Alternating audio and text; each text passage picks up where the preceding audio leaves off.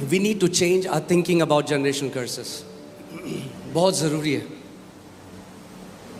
मैंने आपको क्या बताया, जहां आपकी चेतना है वही आप एक्सपीरियंस करोगे। If you believe you are under a curse, you will experience curse. If you believe you are under a blessing, you will experience blessing. Amen. So मसीह की देह में आज इतनी शिक्षाएं डर की वजह से दी जाती हैं।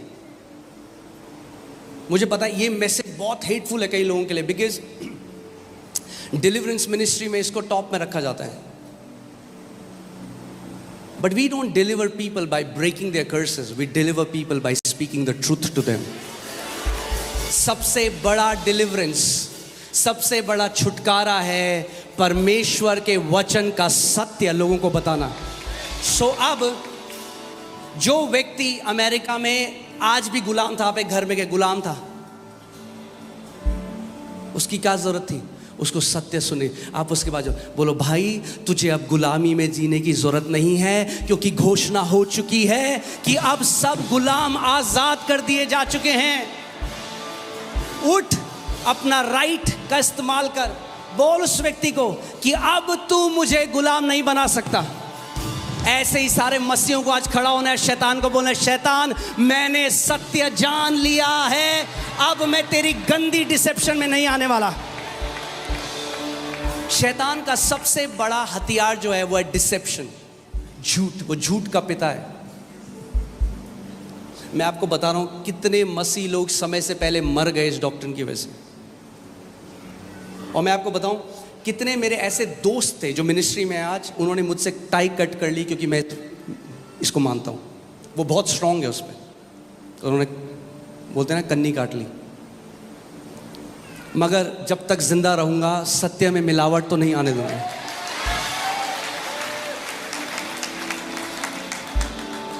आमेन। सो हम लोग इंडोनेशिया गए एक फैमिली से मिलने। वो हैवी थी इसके ऊपर, जनरेशन कर्स। हमने एक अच्छा सा सूट उनके लिए लिया। हम उनके घर गए, हमने उनको सूट दिया, तो उन्होंने सूट ऐसे देखा, बिस्तर में रख दिया। कह रही, ये देख रहे हो आप, इसमें एक दुष्ट आत्मा का चेहरा दिख रहा है, इस जो कढ़ाई हो रही है। ये होता है उन मसीहों का हाल। उन्हें हर जगह दुष्ट आत्माएं दिखाई देती हैं। क्यों? क्योंकि दिमाग के अंदर इन टीचिंग्स ने करप्ट कर दिया उनके दिमाग को। Wrong teachings have robbed Christians. गलत शिक्षाओं ने मसीहों को, उनकी जो मिरास है वो चुरा ली है उनसे। हर जगह दुष्ट आत्माएं दिखाई देती हैं। अरे भैया, दुष्ट आत्माएं कितनी हैं? 1/3 स्वर्गदूत गिराए गए, यानी 2/3 हमारी तरफ हैं। ज्यादा स्वर्गदूत दिखने चाहिए या ज्यादा दुष्ट आत्माएं दिखनी चाहिए? स्वर्गदूत भी देखा करो कभी, क्यों दुष्ट आत्माएं देखते रहते हो हर समय? मैं अपने कमरे में कल रात प्रे कर रहा था, और जैसे मैं प्रे कर रहा था रात को, हमारे घर पे एक वो डस्टबिन है जो मोशन सेंसर है। अगर आप उसके पास जाओगे तो वो खुल जाएगा। तो वो बिल्कुल उतना दूर था जिधर वो स्पीकर रखा है, और मैं यहाँ पे था, और मैं टंग्स में प्रे कर रहा था। तब तक वो खुलने लगा, बंद होने लगा, खुलने लगा, बंद होने लगा। अब अगर मेरी चेतना के अंदर दुष्ट आत्मा है, मैं कहूँगा मम्मी। मैंने क्या किया? मैंने कहा हाँ हाँ मुझे पता है, मेरा स्वर्गदूत है वहाँ पे। भाई स्वर्गदूत क्यों नहीं कर सकते? ओह हमारा पंखा चलने लगा। स्वर्गदूत नहीं चला सकता आपका पंखा, दुष्ट आत्मा ही चलाएंगी। स्वर्गदूत कह रहे भाई मैं भी हूं, इस्तेमाल कर, मेरा वचन बोल। आज मैं चाहता हूं आपकी चेतना श्रापों से हटकर आशीषों की तरफ चली जाए। May the Lord turn your consciousness from curses to blessing, from death to life in Jesus' name. Amen. Hallelujah. बोलो I am blessed. Hallelujah. क्या आप कभी ये बोल सकते हो आज बहुत अच्छी सुबह और रात हो रही है? क्या आप ऐसा बोल सकते हो, आज मैं बहुत भूखा हूं और बहुत पेट भरा है मेरा? आप ये बोल सकते हैं यहां पे बहुत उजाला है और बहुत अंधेरा है? I don't understand this. अगर मैं मसीह में आशीषित हूं, मैं आशीषित श्रापित तो नहीं हो सकता? आपका तो पता नहीं, मैं तो नहीं हो सकता। क्या आप हो सकते हो आशीषित श्रापित? Can you be blessed cursed? That's not possible. How can you be blessed cursed? When the curse is so powerless before a blessing, क्योंकि कर्स जाता है चौथी जनरेशन तक, ब्लेसिंग जाती है 1000 जनरेशन तक।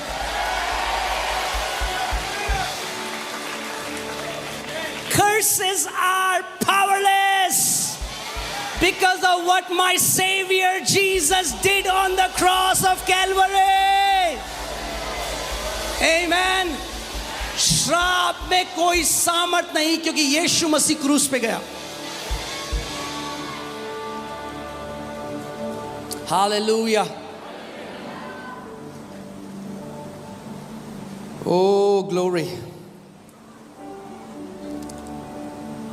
सो मैं फिर से रिपीट करता हूं, believing that you are under a generational curse brings you under a curse. क्या? ये मानना कि आप पीढ़ी दर पीढ़ी श्रापों के अधीन हो, ये मानना आपको श्रापों के अधीन लेके आ। Because in the new covenant it's about believing. If you believe the truth you will experience the truth. If you will believe the lie you will experience the lie. मैं आपको बताता हूं, एक बारी एक फनी स्टोरी आपको बताता हूं।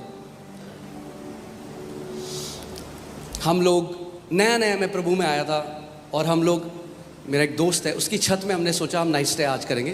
5-6 लड़के थे, नए नए यूथ टीम में थे चर्च में।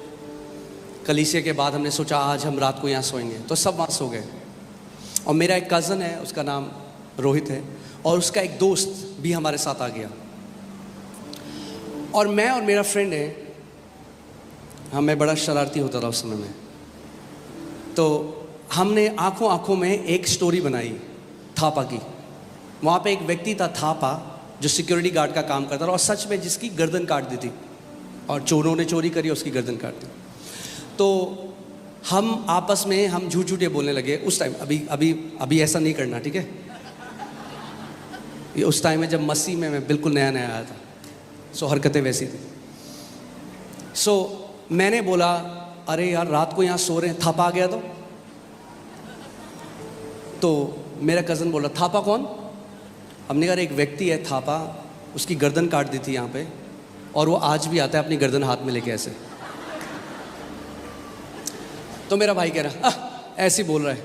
मैंने कहा भाई मत मान, सच्ची बात है। अच्छा, जब मैं ये बोल रहा हूँ तो बगल में एक लीची का पेड़ था, तो उससे कुछ गया होगा, बिल्ली गई होगी या कुछ भी गया होगा, ऐसे एकदम पत्ते हिले बड़ी तेज। तो हमने, ओ थापा आ गया, थापा।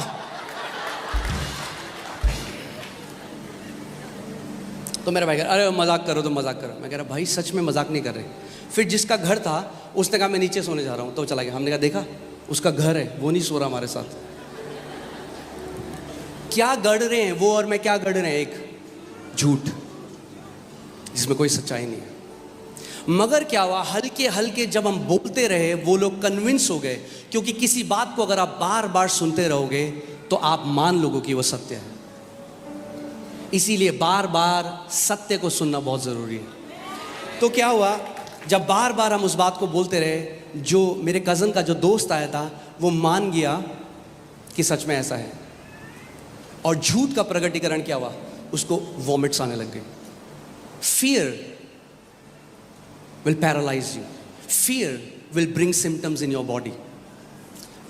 करने लगा, मेरी तबीयत खराब हो रही है, मुझे ऐसा लग रहा है मेरे को सांस नहीं आ रही है। What happened? Was there any truth? क्या कुछ सच्चाई थी जो हमने कहा था? नहीं। मगर क्योंकि उसने एक झूठ पर विश्वास किया, वो झूठ को एक्सपीरियंस करने लगा। अगर आप झूठ पर विश्वास करोगे, अरे पास्टर आपको नहीं पता, मेरे परदादा शराब पीते थे, मेरे पापा भी शराब पीते थे, देखो मैं भी शराब पीता हूं आज। ये जनरेशन कर्स नहीं है, ये जनरेशनल पैटर्न है। क्योंकि देखा आपने बचपन से, जो what you behold you become. अगर एक परिवार में जहाँ पे कलेश होता है और एक वाइफ है जो अपने हस्बैंड को ऑनर नहीं करती, उल्टा सीधा बोलती है, और बच्चे पैदा हुए, एक बेटी भी, उसने ऐसे देखा, उसकी नज़र में ये है रिश्ता एक हस्बैंड वाइफ का। उसने देखा ऐसे एक बीवी अपने पति से करती है, जब उसकी शादी हुई वो भी वैसी करती है। फिर बोला देखो श्राप है। अरे श्राप नहीं है, वो जनरेशनल पैटर्न है। रैदर देन हम लोगों को सिखाएं कि सत्य क्या कहता है, हम कह रहे हैं आओ हम तोड़ते तोड़ो, टूटता ही नहीं है। टूटेगा कैसा जब है ही नहीं कुछ। मैं कहूँगा ये नारियल है यहाँ पे, तोड़ो नारियल, आओ तोड़ो।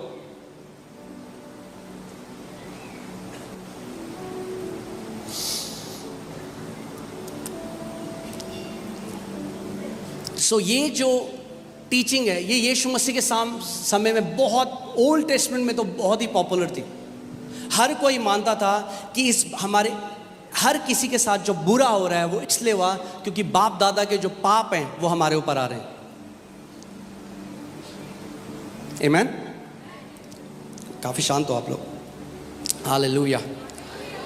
देखिए यिर्मयाह 31 उसकी 29 से 31 में क्या लिखा है, मैं इंग्लिश में इसको पढ़ता हूं। In those days they shall say no more, the fathers have eaten sour grapes and the children's teeth are set on edge. ध्यान से सुनो। In those days, हिंदी में लिखा है, उन दिनों में वे फिर ना कहेंगे पुरखों लोगों ने तो जंगली दाग खाई, जंगली दाग नहीं खट्टी दाग खाई, परंतु उनके वंश के दांत खट्टे हो गए।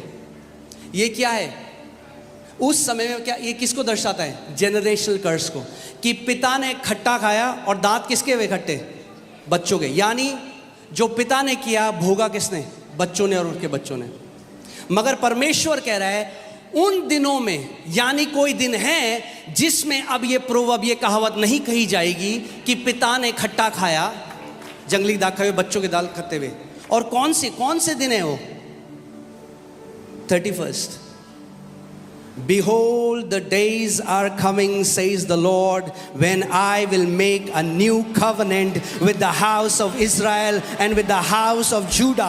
हिंदी में लिखा है ऐसे दिन आने वाले हैं जब मैं इज़राइल और यहूदा के घराने से नई वाचा बांधूंगा। यानी नई वाचा में ये नहीं कहा जाएगा कि बाप ने खट्टे अंगूर खाए और बच्चों के दांत खट्टे हो गए।